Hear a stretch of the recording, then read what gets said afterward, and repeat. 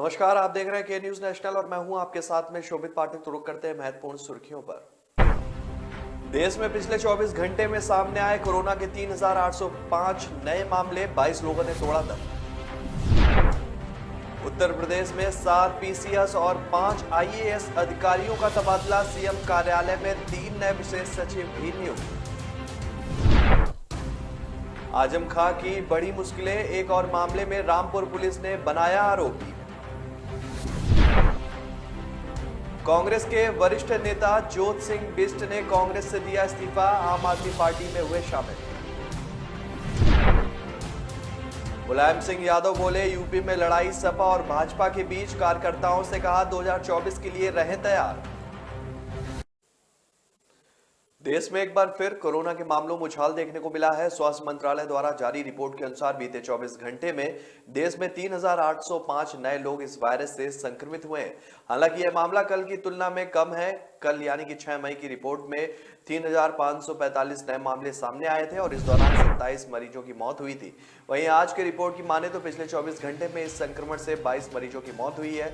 वहीं 3,168 मरीज इस संक्रमण से ठीक भी हुए हैं। एक्टिव केसेस के बात करें तो फिलहाल देश में एक्टिव मामले 20,303 हो गए हैं। यह कुल संक्रमण का 0.5% है।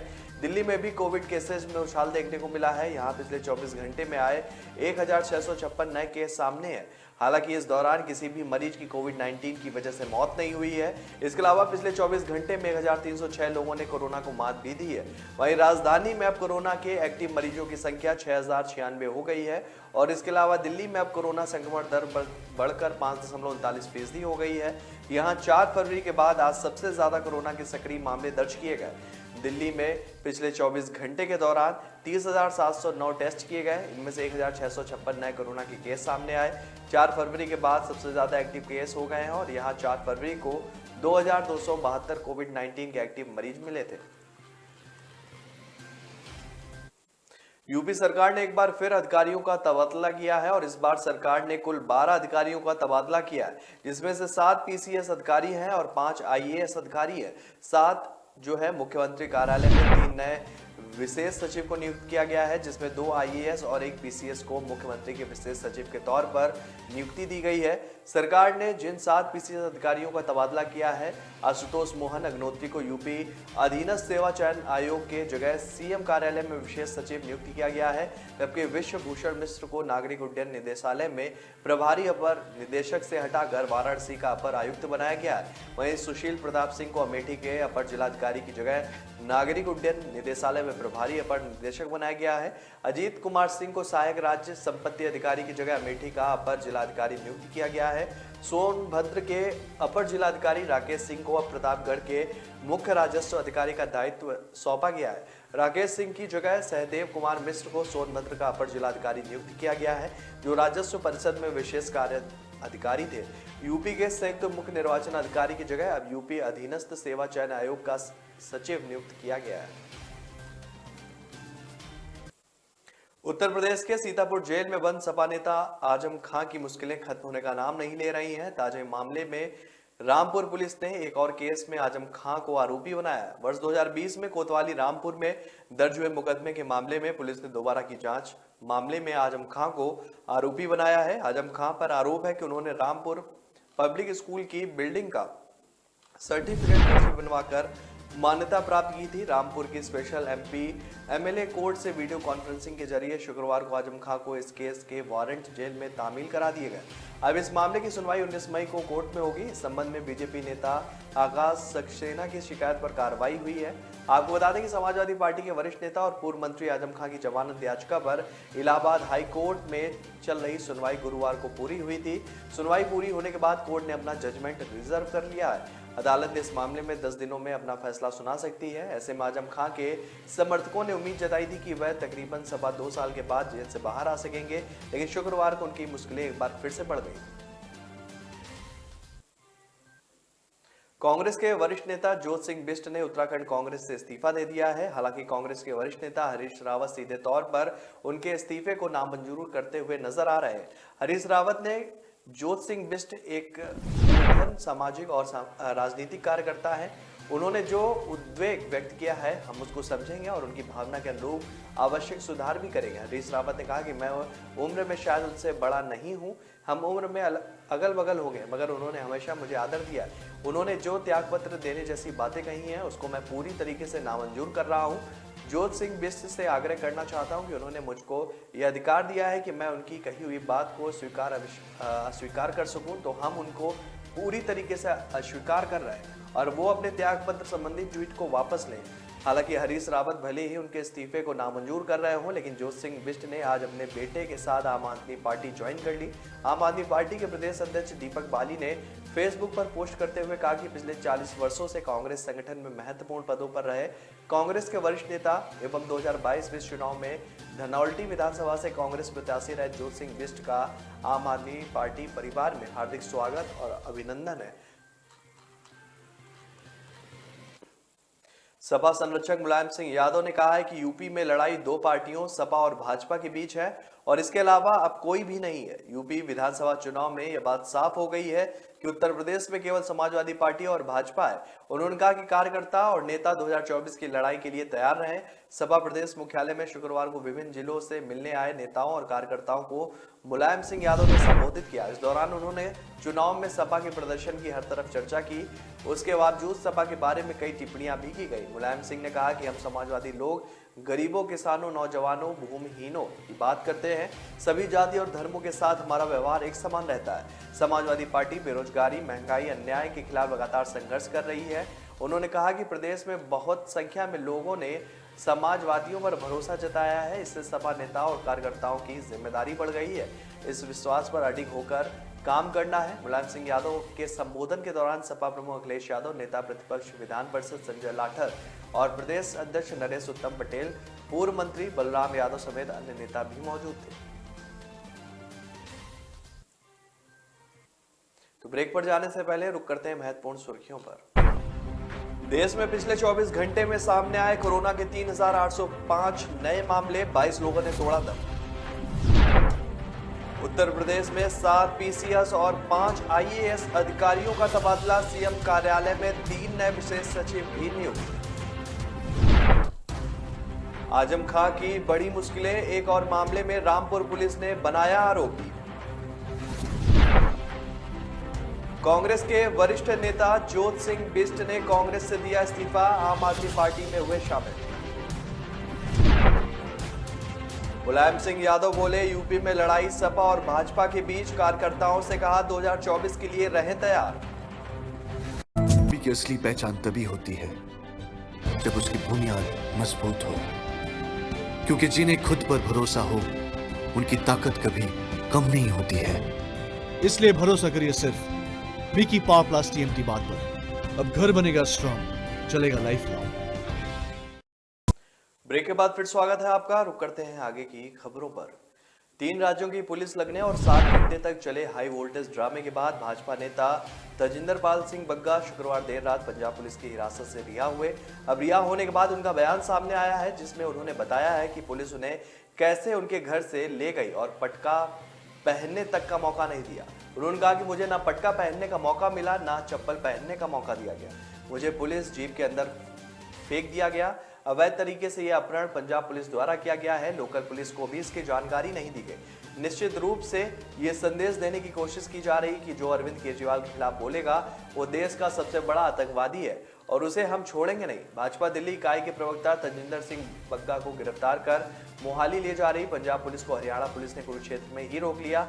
हरियाणा पुलिस ने पंजाब पुलिस का पीछा किया और नेशनल हाईवे पर खानपुर कोलिया के नजदीक रोक लिया गया। इस घटना से एक हाई वोल्टेज ड्रामा शुरू हो गया जो देर शाम तक चलता रहा।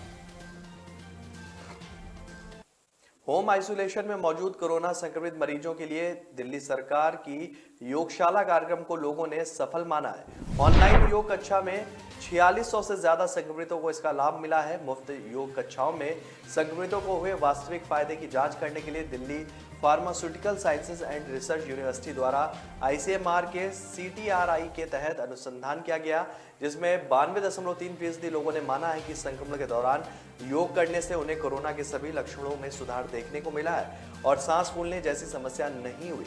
उप मुख्यमंत्री मनीष सिसोदिया ने कहा कि दिल्ली की योगशाला कार्यक्रम एक अनूठी पहल है। यह बेहद खुशी की बात है कि उनके तहत लोगों को इस प्रयोगशाला से सीधा लाभ पहुंचा है।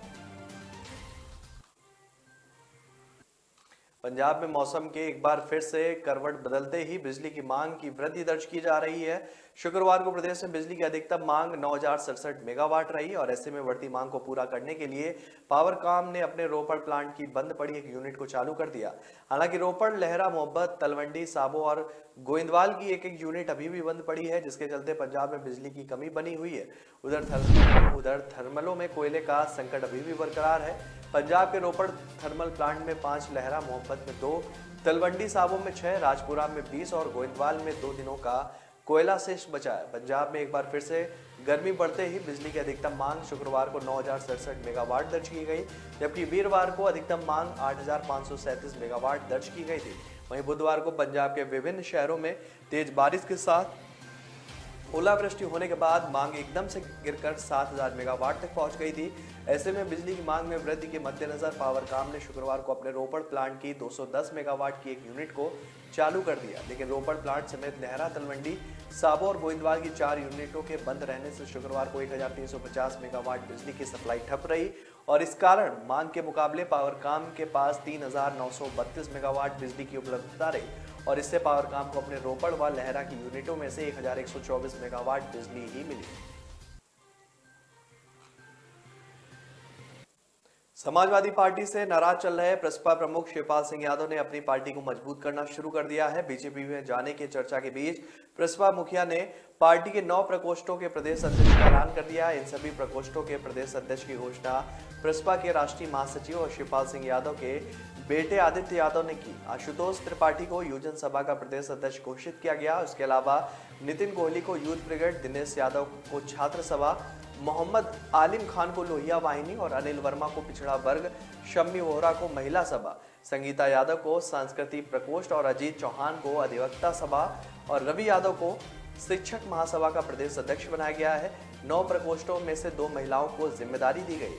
पार्टी के राष्ट्रीय महासचिव ने उम्मीद जताई है कि आप सभी के प्रयासों से पार्टी की नीतियों और कार्यक्रमों को जन जन तक पहुंचाने में संगठन को मजबूत और प्रभावशाली और सुगठित करने के लिए सहायता मिलेगी। आपको बता दें कि शिवपाल यादव ने यूपी विधानसभा 2022 के बाद उन्होंने प्रसपा की सभी इकाइयों को भंग कर दिया था और सपा प्रमुख अखिलेश यादव से मतभेदों के कारण चलते कयास लगाए जा रहे थे कि वह बीजेपी का दामन थाम सकते हैं, लेकिन ऐसा हुआ नहीं।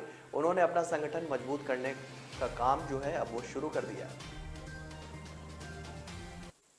उत्तर प्रदेश में सियासत नाम के इर्द गिर्द ही घूमती है। आगरा में एक बार फिर नाम की सियासत तेज होती दिख रही है। आगरा दौरे पर आए उप मुख्यमंत्री केशव प्रसाद मौर्य जब मेट्रो प्रोजेक्ट का स्थलीय निरीक्षण कर रहे थे, तब आगरा छावनी से विधायक GS धर्मेंद्र ने मांग रखी कि प्रस्तावित जामा मस्जिद मेट्रो स्टेशन का नाम बदलकर प्राचीन शिव मंदिर मनकामेश्वर मंदिर के नाम पर रखा जाए।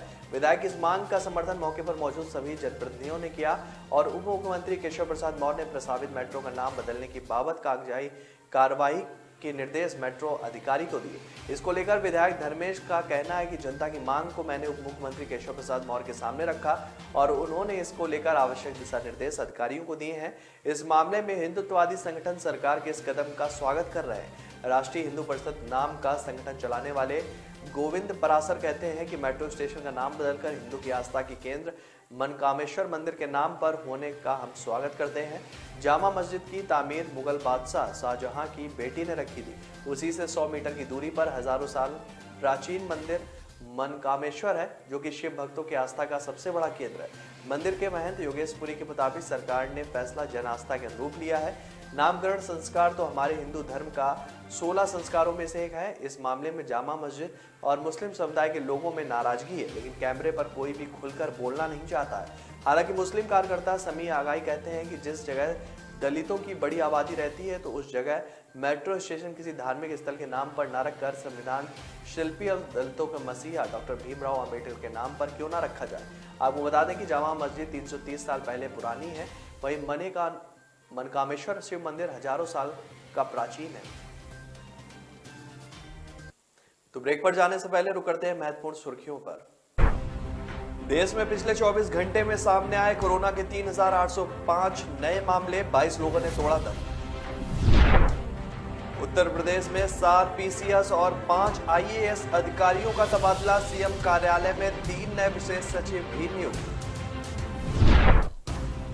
आजम खां की बड़ी मुश्किलें, एक और मामले में रामपुर पुलिस ने बनाया आरोपी। कांग्रेस के वरिष्ठ नेता ज्योत सिंह बिष्ट ने कांग्रेस से दिया इस्तीफा, आम आदमी पार्टी में हुए शामिल। मुलायम सिंह यादव बोले, यूपी में लड़ाई सपा और भाजपा के बीच, कार्यकर्ताओं से कहा 2024 के लिए रहें तैयार। न ऐश का न द्वेष का, यह दंगल है देश का। सुलगती समस्याओं के जुलसते सवालों का होगा दंगल देश का। प्रशासन के प्रश्नों को लेकर होगा दंगल देश का।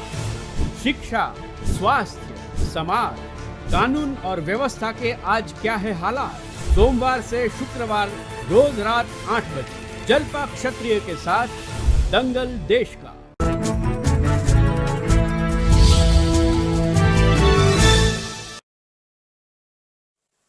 ब्रेक के बाद फिर स्वागत है आपका। रुक करते हैं आगे की खबरों पर। अक्सर अपने बयानों से चर्चा में रहने वाले तपस्वी छावनी के पीठाधीश्वर आचार्य जगत गुरु परमहंस उत्तर प्रदेश में आगरा से अयोध्या पहुंच गए हैं। आगरा प्रशासन ने उन्हें ताजमहल के अंदर प्रवेश नहीं दिया। जगत गुरु परमहंस की मांग है कि उन्हें ताजमहल के अंदर जाने दिया जाए, जहां वे ताजमहल को तेजो महालय मंदिर बताते हुए पूजन अर्चन करना चाहते थे। आगरा प्रशासन ने उन्हें रोका और गेस्ट हाउस में रखा था। मैं 24 घंटे के अंदर आगरा जिला प्रशासन परेशान हो गया। अयोध्या पहुंचे परमहंस अभी भी अपनी जिद पर अड़े हुए हैं। उनका दावा है कि वे 5 मई को आगरा के ताजमहल जाएंगे और वहां ताजमहल के अंदर भगवान शिव की आराधना और पूजन करेंगे। आगरा पुलिस परमहंस 4 को पहुंचाने तपस्वी छावनी पहुंची। अयोध्या पुलिस निगरानी में बैठाई गई है। परमहंस 4 दोबारा आगरा की तरफ ना रवाना हो सके, इसके लिए जगत गुरु परमहंस की जिद प्रशासन के लिए जो है एक समय के लिए मुसीबत बन गई है।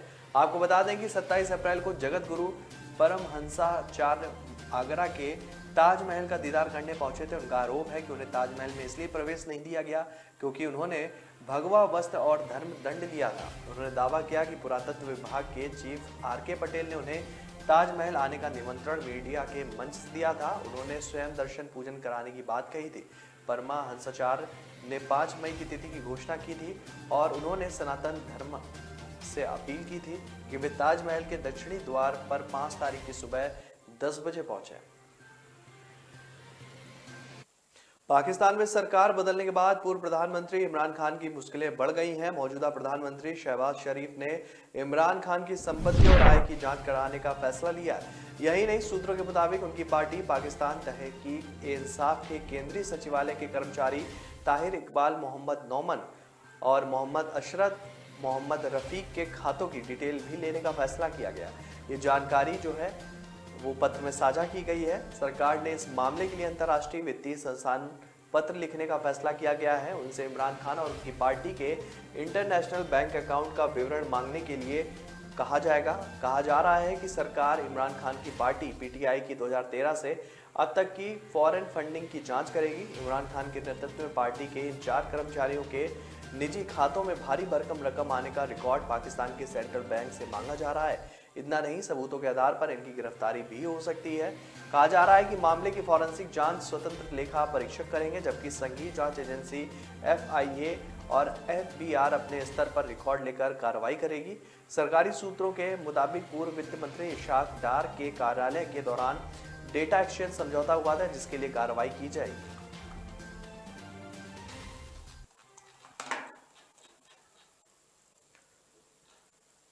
दुनिया भर में कोरोना महामारी से जंग अभी भी जारी है। वहीं चीन के कई शहरों में कोरोना संक्रमण बढ़ने से लॉकडाउन की स्थिति है।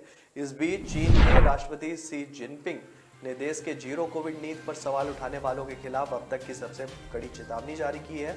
शंघाई के कई लोगों ने पिछले 5 हफ्तों में भोजन की गंभीर कमी और मेडिकल देखभाल तक पहुंच में कमी को लेकर अपना गुस्सा निकालने के लिए सोशल मीडिया का सहारा लिया। ऐसे में गुरुवार को शी जिनपिंग की अध्यक्षता में एक बैठक में सत्तारूढ़ कम्युनिस्ट पार्टी की टॉप पॉलिट ब्यूरो स्थायी समिति ने जीरो कोविड पॉलिसी को दृढ़ता से पालन करने के निर्देश दिए हैं। साथ ही महामारी की रोकथाम नीतियों को लेकर संदेह करने या इनकार करने वाले किसी भी कृत्यों के खिलाफ सख्ती से एक्शन की बात भी कही गई है। चीन के स्टेट मीडिया के अनुसार यह पहली बार है जब शी जिनपिंग ने बैठक में गंभीर से और अहम भाषण दिया है। कोविड के खिलाफ चीन की लड़ाई के बारे में सार्वजनिक टिप्पणी की है। शंघाई में सख्ती से लॉकडाउन के बाद सार्वजनिक तौर पर हंगामा और प्रदर्शन हुआ था और सिहुआ के मुताबिक सदस्यीय समिति ने कहा कि हमारी रोकथाम और नियंत्रण रणनीति पार्टी की प्रगति और मिशन से निर्धारित होती है। आर्थिक संकट से जूझ रहे श्रीलंका में इमरजेंसी लागू कर दिया गया है। राष्ट्रपति गोटबाया राजपक्षे ने इसकी घोषणा की है। अधिकारी ने कहा है कि आपातकाल शुक्रवार मध्यरात्रि से प्रभावित होगा और श्रीलंका में लोग लगातार सड़कों पर उतरकर सरकार के खिलाफ प्रदर्शन भी कर रहे हैं। मीडिया प्रभाग के मुताबिक राजपक्षे का यह फैसला जनता की सुरक्षा और आवश्यक सेवाओं को बरकरार रखने के लिए है ताकि देश का सुचारू रूप से संचालन सुनिश्चित हो सके। राजपक्षे ने उनके निजी आवास के बाहर जबरदस्त विरोध प्रदर्शन के बाद 1 अप्रैल को भी आपातकाल की घोषणा की थी। हालांकि 5 अप्रैल को इसे वापस लिया गया था। अब एक बार फिर से राष्ट्रपति ने आपातकाल लागू करने का फैसला लिया है। आपातकाल के तहत पुलिस और सुरक्षा बलों को मनमाने तरीके से किसी को भी गिरफ्तार करने और हिरासत में रखने की शक्ति मिल जाती है। श्रीलंका के मुख्य विपक्षी दल ने सरकार और राष्ट्रपति गोटबाया राजपक्षे के खिलाफ पिछले दिनों अविश्वास प्रस्ताव पेश किया था। विपक्ष का आरोप है कि देश जब अपने सबसे बुरे आर्थिक दौर से गुजर रहा है तब राजपक्षे ने अपने संवैधानिक दायित्वों का निर्वहन नहीं किया। मुख्य विपक्षी दल समागी जन वाल्मीकिया ने संसद के अध्यक्ष महिदा यापा को SLPP गठबंधन सरकार के खिलाफ अविश्वास के 2 प्रस्ताव सौंपे थे। भारत ने संयुक्त राष्ट्र सुरक्षा परिषद से कहा है कि रूस यूक्रेन युद्ध में दोनों में से किसी भी पक्ष की जीत नहीं होगी। भीषण लड़ाई वाले क्षेत्रों में मासूम नागरिकों की तत्काल निकासी पर जोर देते हुए उसने कहा कि इस युद्ध में कूटनीतिक अंतिम हताहत होगी। यूक्रेन पर UNSC की बैठक में संयुक्त राष्ट्र में भारत के स्थायी प्रतिनिधि TS त्रिमूर्ति ने स्पष्ट किया है कि भारत शांति का पक्षधर है। उन्होंने कहा यूक्रेन में युद्ध की शुरुआत के बाद से ही लगातार दुश्मनी को पूरी तरह से खत्म करने और इससे बाहर निकलने के लिए बातचीत व कूटनीति का रास्ता अपनाने का आह्वान कर रहा है। त्रिमूर्ति ने कहा कि हालांकि युद्ध के कारण लोगों की जान गई है और उन्हें अनगिनत दुख भी मिले, खासकर महिलाओं, बच्चों और बुजुर्गों को करोड़ों लोग बेघर हो गए, उन्हें पड़ोसी देशों में शरण लेने के लिए मजबूर होना पड़ा। उन्होंने कहा कि भारत शांति का पक्षधर है और इसलिए मानता है कि इस युद्ध में कोई विजय पक्ष नहीं होगा। युद्ध से प्रभावित लोगों को नुकसान होता रहेगा और कूटनीति इसका अंतिम हताहत होती रहेगी। तो फिलहाल इस बुलेटिन में मेरे साथ इतना ही। आगे की खबरों के लिए बने रहिए के न्यूज नेशनल के साथ। तब तक के लिए नमस्कार।